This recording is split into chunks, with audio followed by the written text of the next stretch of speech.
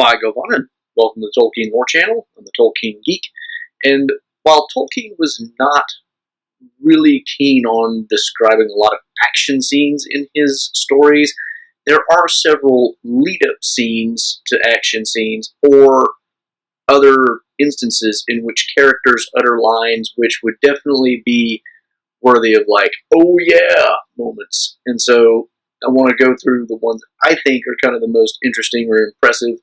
One of them is kind of a joke, and it's meant to be a joke, but we'll get there. And then another one is not really so much in the action kind of context, but definitely deserves an oh type of moment. So we'll get to that eventually. But let's get started and see which ones are some of the deadliest lines in the Lord of the Rings. So most of these lines end up coming, well, pretty much all the ones that I came up with came from either the Two Towers or the Return of the King. The Fellowship, we get a lot of lead up and not a whole lot of, discussion that kind of fits into this mold. But the first one we do get comes pretty early in the Two Towers, when Aragorn, Legolas, and Gimli meet Éomer on the fields of Rohan. They're having their conversation. They haven't got very far into it, and Éomer basically, challenges them and asks them, who they are. And then Gimli says, "Tell me your name, Horsemaster, and I will tell you mine and more besides." And then Éomer, as he does in the movie, also in the book, he says, "I would cut off your head if it was a little higher from the ground." And also, like in the movie, Legolas draws his bow at lightning speed, but what he says is, "He stands not alone." And basically, it's kind of this idea that, well, you can try, but, I'm here too, and I've already proven I can take you out really fast. So that's our first one. And our second one is kind of similar. So the next one is actually, this time it's Gimli doing the line, and here it's at the doors of Meduseld in Edoras. So they're all having this conversation about giving up their weapons, and Aragorn is, really reluctant to give up his sword on Duril, which in the book actually gets reforged before they set out from Rivendell, not much later as in the movies. And he's, kind of pushing back, and at one point the door ward is like, "Are you going to face all of us alone over this?" And Gimli, it says, fingering his axe and looking darkly at the door warden as if he were a young tree he had a mind to fell, says, "Not alone, not alone." And so he's actually using more or less the same line that Legolas did earlier, but in a very different context. And it's really interesting because his is a little bit more laid back in a way, but he's still being very, very threatening. And so it's very much the same idea.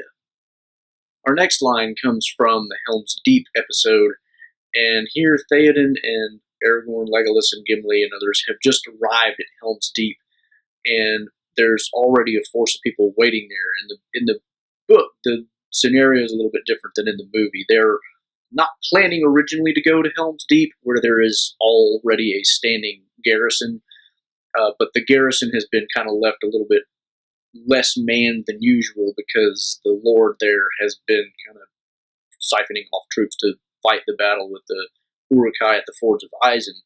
So they arrive after they've realized the Fords of Isen group has already been routed by the Uruk-hai, and while they're there, they can see that the Uruk-hai are coming, and they're burning basically everything as they go, and they're assessing their defensive situation, and Gamling, who is one of the guys who's already there, unlike in the movie, he's with Theoden the whole time, he ends up basically saying, "Well, we have a good store of provisions here." And Éomer says, "Well, that's good, because they're burning everything out there. We're going to need it."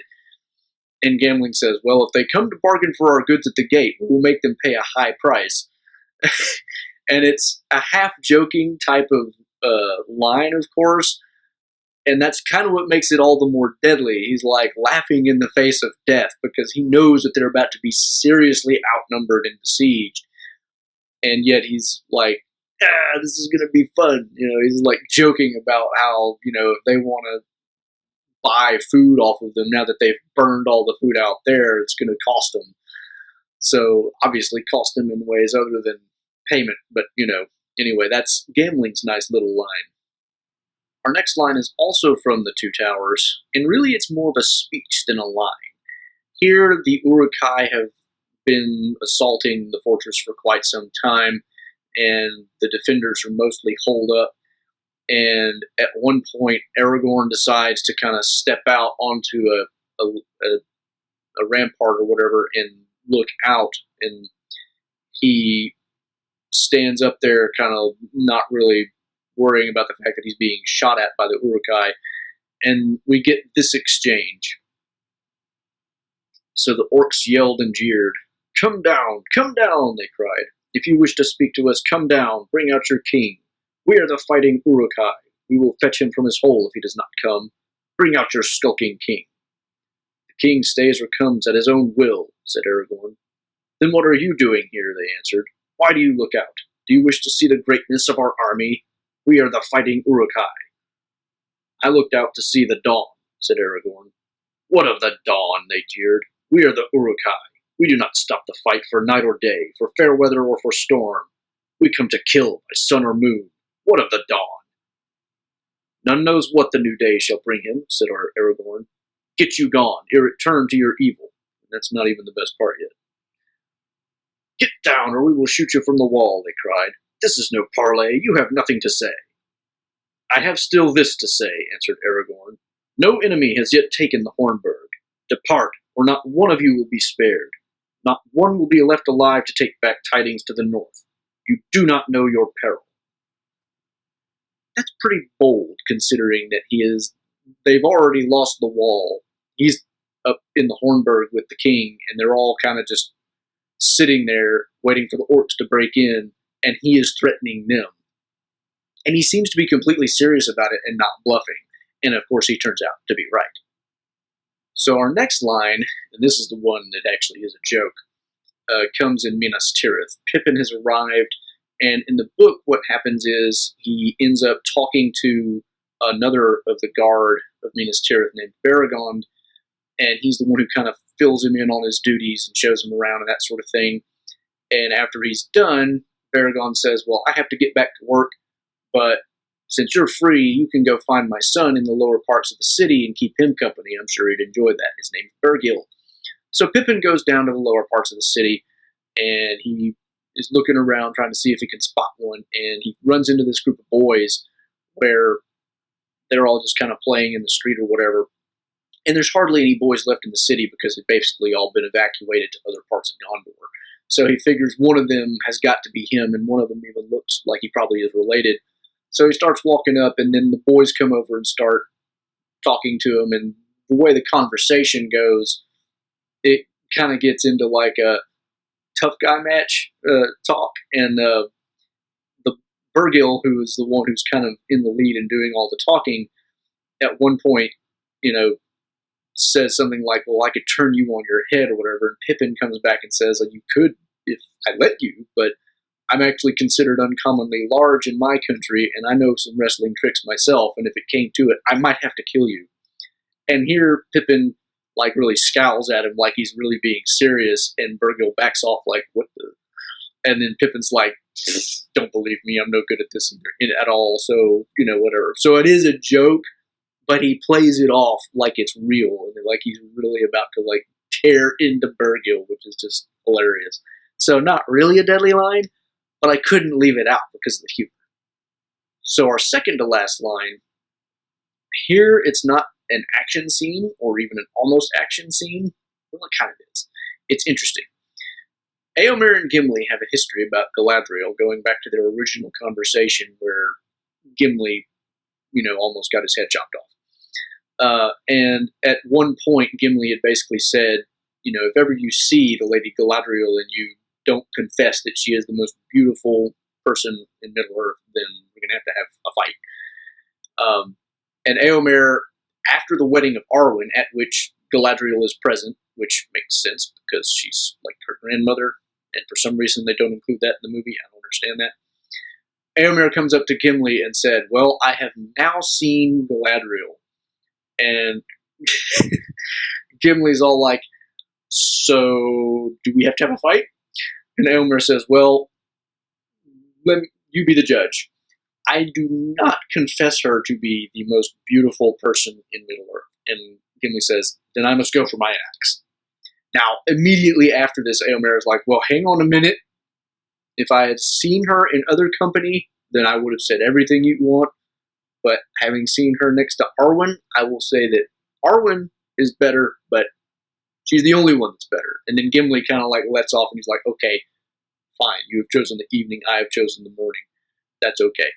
But he was like seriously ready to go get his axe and have it out with Eomer over whether Galadriel is the most beautiful woman in all of Middle-earth. And that's awesome. It's also, you gotta wonder who would win that fight, but now we'll never know.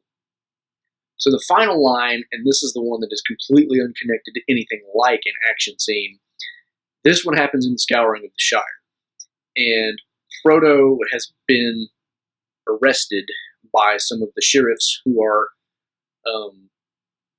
working for what they think is Lotho Sackville Baggins and basically kind of doing their bidding. And they're escorting Frodo and his companions to Bag End. And it's interesting. The entire way the thing goes is weird because Frodo and his group are clearly really in command of the situation because the other hobbits, though they act like they're in charge, have clearly never dealt with anybody who was really competent. And at this point, Merry and Pippin are both warriors, and Sam is the next closest thing, and Frodo, he's not exactly a warrior, but he's certainly been places and done things that make him certainly more confident in himself than these hobbits are really ready to deal with.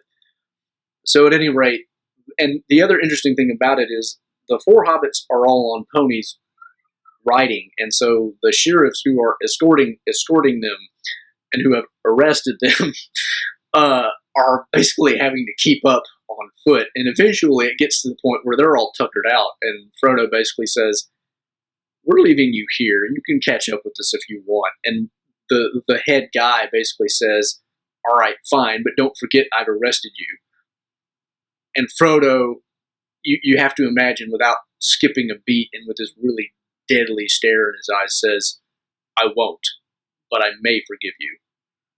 And that one is just, to me, that's almost the epitome of like that one, he really put it on the guy. I mean, he has basically come out and said, I will never forget this, and I may forgive you for doing it. You really ought to know better.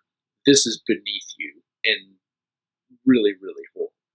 So that, to me, was like, it's not really a threat in any real sense or anything like that, but I could not leave that line out because of the absolute deadly chill that you have to imagine that he probably had in his voice when he said it.